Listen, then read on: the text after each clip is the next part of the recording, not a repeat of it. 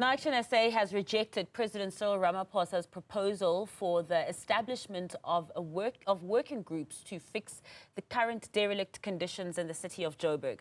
This comes as Ramaphosa expressed his shock over the lack of service delivery in the inner city ahead of the G20 Summit in November. ActionSA's Gauteng Chairperson Funzi Ngobeni says residents in the metro deserve less talk and more action. We want to see action. We want to see really boots on the ground. That's what the residents want to see. They don't want to be, spoken about bureaucracy, about working groups that will be sitting in offices and coming up with all kinds of strategies. I think all what we need it's a strategy that will enforce the law, the strategy that will bring political will into action.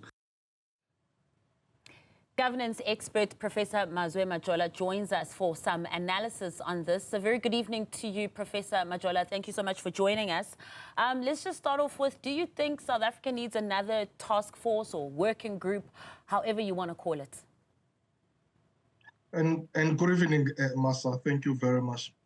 Well, yes, South Africa needs anything and any structure, Masa, that will be able to fix especially City of Johannesburg and Gauteng. Anything that can work now should be welcome.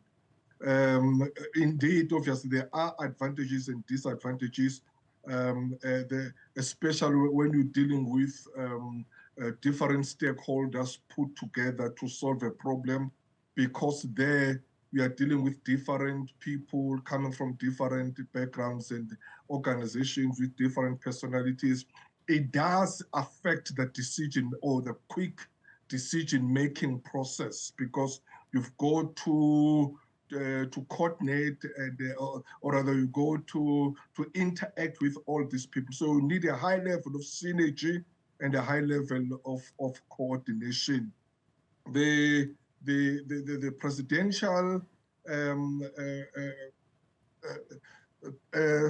what is called presidential working group. Yeah. Working group. Sorry, I didn't remember the name. The presidential working group. Of course, it's welcome. You know, it's welcome if it's going to have a good will and a good intention, positivity. People who, or men and women who will really work there. The $1 million question, though, Masa, is the one people have been asking, that what would have happened if we didn't have the G20 gathering? You know, is this done because of G20, or is this done for the citizens of this country who have been crying for many years about the decay of Gauteng and Johannesburg in particular? So it's very unfortunate that really it took G20 for the president to wake up and say, no, let me go and check what is happening there. As he said that he was disappointed in the last G20 meeting. But what about the citizens of this country? I mean, who are you serving? Who are you servicing as the government? You know, if the citizens have been crying, saying we need help, what is happening? And then you have to wait until a big event, a big global event taking place so that you can turn things around. That's not good. That's not good leadership at all. It's not good servant leadership in terms of serving your people, or rather you just want to deal with what is happening in terms of the event that is coming. Yeah, and Prof, you know, speaking about that $1 million question regarding the G20, one can't help but think about the timing when it comes to this, because it is no surprise that the city of Johannesburg has been deteriorating for some years now. And as the president, and even before being the deputy president of this country as well, surely this shouldn't come as a shock. So yesterday on TV, we saw the president at length just trying to explain that this intervention, yes, maybe the catalyst may be the G20, but the larger reason behind it is for the citizens. It is largely for the residents. But should the residents of Johannesburg really take the president in his sincerity when he says this, because as you're saying, had it not been for the G20, where would we be sitting right now? So yes, we need more action, as we heard there from ActionSA talking, let's talk more action. But is it also warranted for residents to say, but we don't really believe you, because the timing is a little bit suspicious? Absolutely. The residents are correct. The timing is very dodgy. And if you want to prove that, Masa, whatever projects or activities they will start, those one, and I'm telling you now, and if we can have this interview again next year at the same time, or around February, this will be proving that those projects that will not be completed in November or by December, I'm telling you that they will be left. There won't be that vigor in terms of doing them and pushing, as though they were doing for the citizens. It's more about pushing for this event that is coming. Let us put everything that we have in terms of resources, in terms of personnel, for the things. But I'm telling you, there are those projects that won't be completed. And knowing this government, those projects that will not be completed in November and December, we'll find ourselves in June next year or August not being finished, because they will put off, or they'll remove the pedal or the foot from the pedal once the event is finished. And then they'll go back to their own way of doing things, the things of not having the sense of agency or the sense of service delivery or respect, because it's about love and respect, respecting the people you are serving, the people who put you there to serve, because it's there, serve us. We are electing you so that you can serve us, service us. So if you can't do that, then you are not fit for the purpose to be there. When we're speaking about, these projects and if they will be completed, I'm sure a lot of Johannesburg residents will be crossing fingers that, they are completed, or that, the G20 actually just stays, so that we get to see this intense intervention that we're seeing happening right now. But what we do have off the back of the G20 are the local government elections that will be coming up next year, which will be hot on the heels of, especially, all the political parties, but especially the ANC, considering how it's been performing and declining in the city as well.